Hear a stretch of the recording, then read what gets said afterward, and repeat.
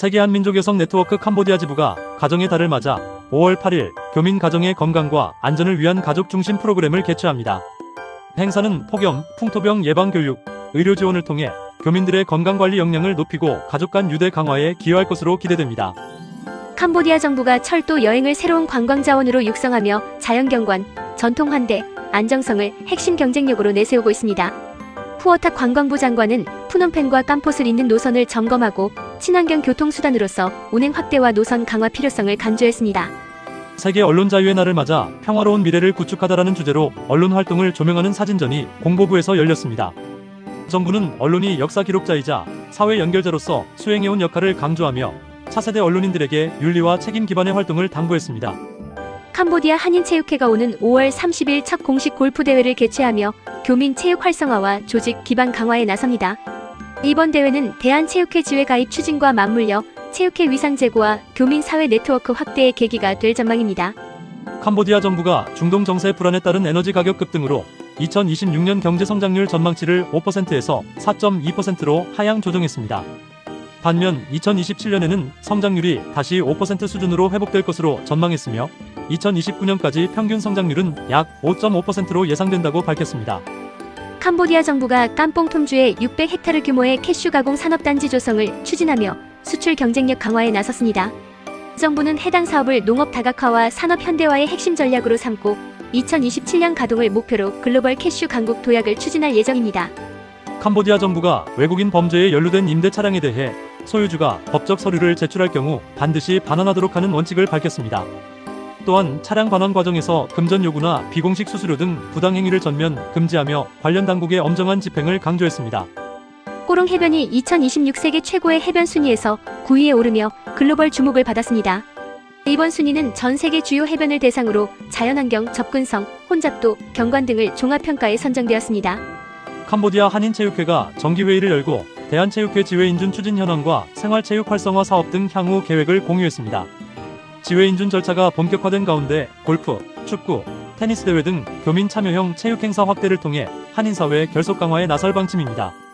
캄보디아 한인상공인협회와 모이택배가 푸놈펜 한국국제학교의 아동도서 500권을 기증하며 학생들의 독서 환경 개선 지원에 나섰습니다.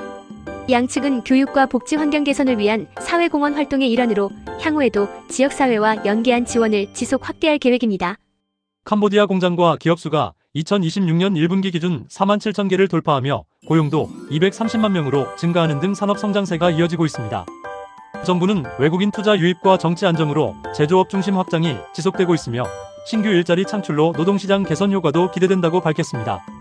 캄보디아 정부가 온라인 사기 연루 혐의로 포이펫 소재 카지노 면허를 취소하고 대규모 합동 단속으로 외국인 1000여 명을 구금했습니다. 당국은 총격 충돌 속 수색을 진행했으며 불법 사기 연계 카지노에 대한 강경 단속을 이어가겠다고 밝혔습니다.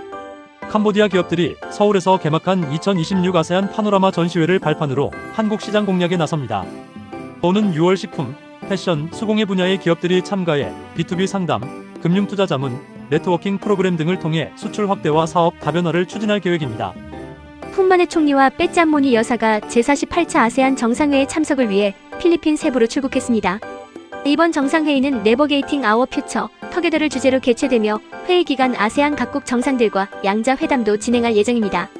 캄보디아에서 당뇨병 환자가 증가하는 가운데 인도 글로벌 제약기업 헤테로가 제네릭 세마글루타이드 주사제 트루글릭스를 출시했습니다. 캄보디아 의료진 170여 명이 참석한 출시 행사에서는 혈당, 체중 감소 등 임상 효과와 신흥시장 내 당뇨 치료 확대 전략이 소개되었습니다. KB프라삭은행이 이마트24와 KHQR 결제 프로모션을 진행합니다. KB프라삭 모바일 앱으로 이마트24 매장에서 결제 시 즉시 10% 캐시백 혜택이 제공되며 이번 프로모션은 7월 26일까지 진행됩니다. KB프라삭은행이 세계 적십자의 날과 캄보디아 적십자사 창립 71주년을 맞아 캄보디아 적십자사에 4억 리엘을 기부했습니다.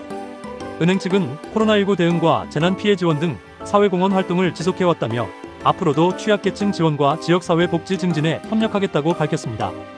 캄보디아 국립경영대학교가 2026 세계 혁신대학 순위에서 세계 46위에 오르며 글로벌 혁신대학 상위권에 진입했습니다.